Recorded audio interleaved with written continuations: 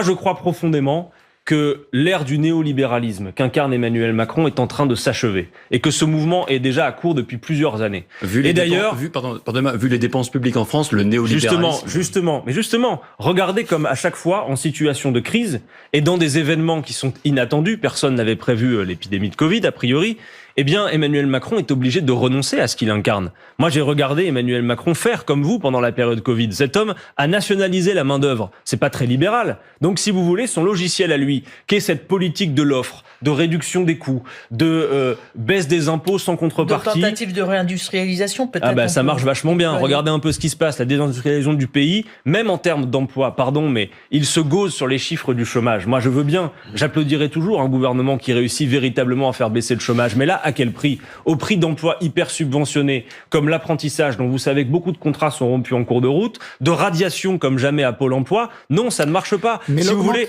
ce logiciel ne fonctionne plus. Et le pire de tout ça, c'est qu'il prend appui sur l'extrême droite pour pouvoir se maintenir en place, alors qu'il y a besoin l'augmentation du SMIC et des salaires. Vous avez le sentiment que c'est de nature à réindustrialiser la France?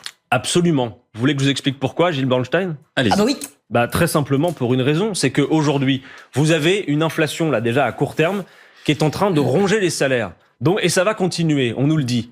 Et vous avez un partage de la richesse et de la valeur dans l'entreprise qui est absolument détestable. Il faut revaloriser les salaires. Et la plupart des emplois au SMIC ne sont pas des emplois délocalisables, quoi qu'on en dise. Et donc c'est un projet, oui, qui n'est pas celui de la politique de l'offre, mais de gouverner par les besoins et d'assumer, de relancer la demande et la consommation populaire.